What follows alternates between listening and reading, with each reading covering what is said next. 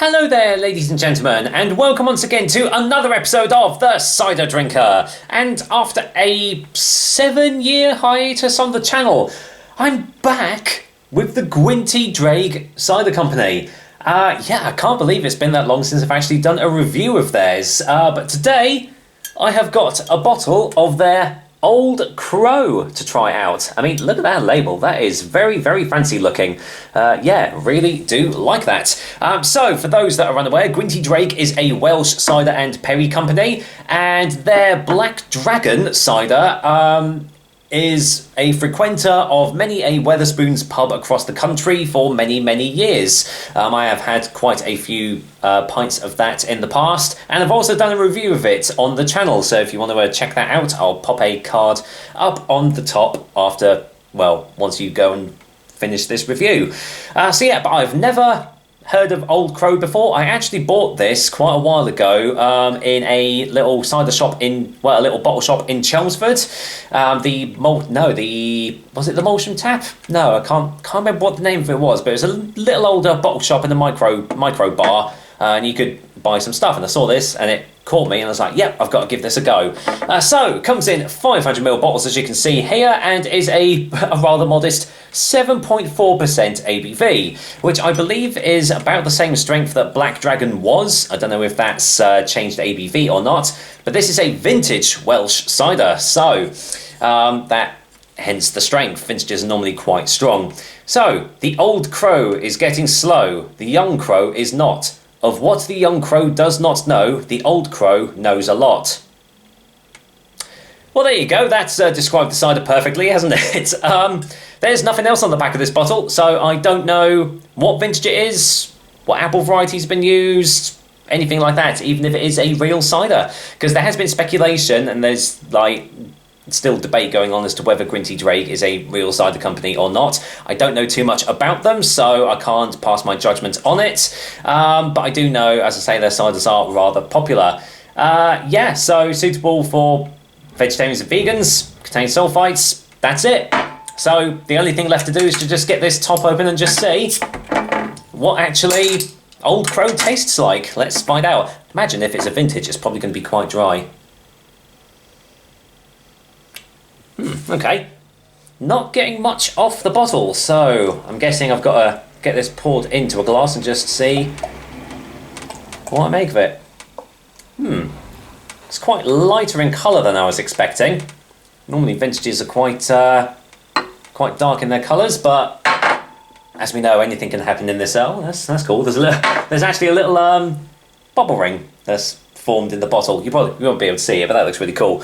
There we go. Here's the colour, lightly carbonated. It's actually keeping quite a foam on the top there. I would imagine that will disappear after some time, but yeah, there you go. So light carbonation and very light straw gold colour there.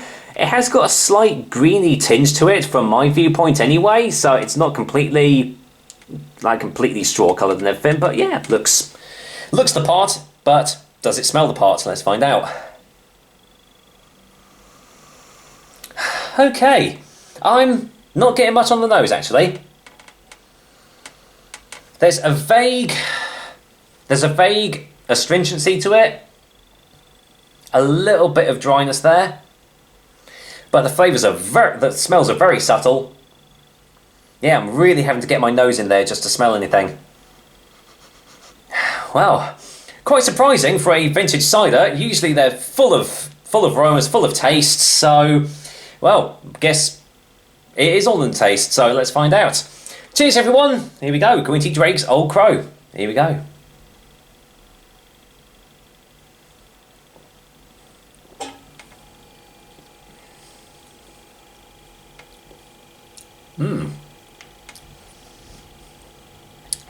Okay. Ooh, that's interesting. Going in for another one.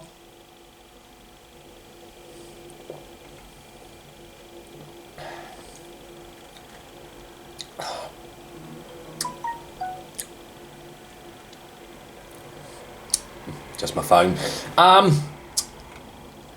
Wow, that's different.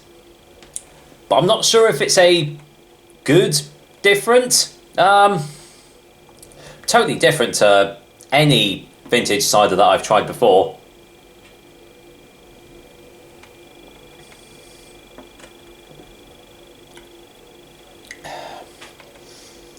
It starts off sweet. In fact, it is pretty sweet all throughout, to be fair. But there's a subtle astringency underneath that. And the taste, I actually kind of want to say it is slightly chemically. There is a slight chemical influence to this. It's sort of, on the first sip, it reminded me, of all things, of Strongbow. I don't know why, but that is the initial thought that I got when I first tasted this. I just thought, it tastes a bit like Strongbow. I'm hoping it's not. I mean, the colour is definitely not the same as Strongbow, but it had that. But now that I'm tasting it more, thankfully that flavour is sort of disappearing.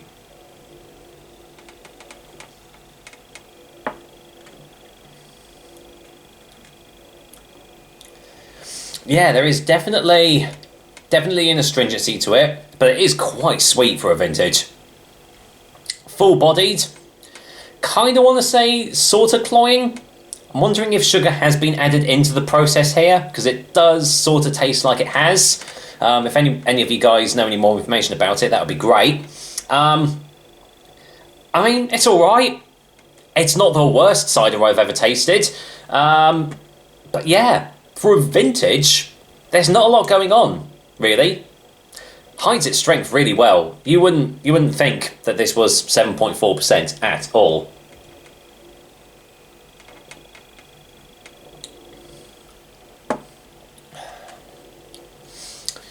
Yeah, I think the word to describe this is inoffensive, I guess.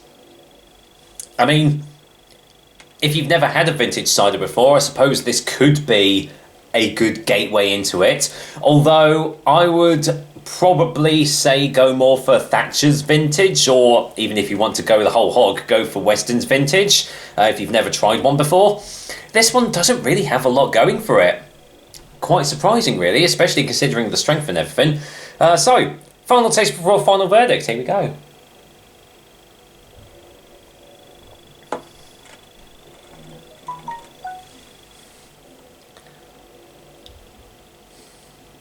Yeah, it's yeah, is what it is. I mean, it's an easy drinker for 7.4%.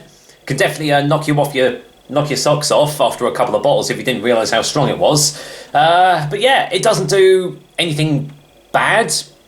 Doesn't really do anything particularly well either. It's just a very middle of the road cider. So if you like your slightly sweeter vintages, this one might appeal to you. But I've definitely had better vintage ciders out there. So, with that said, for a final verdict, I'm going to go and give Gwynt y Ddraig's Old Crow a 6 out of 10. As I said, doesn't do anything particularly wrong, but don't go into this one expecting that you're going to get loads of aromas, bags of flavour, bags of character.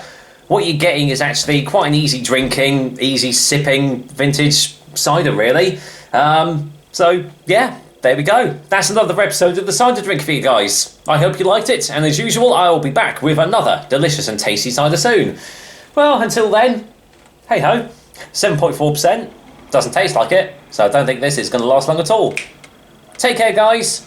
Till next time.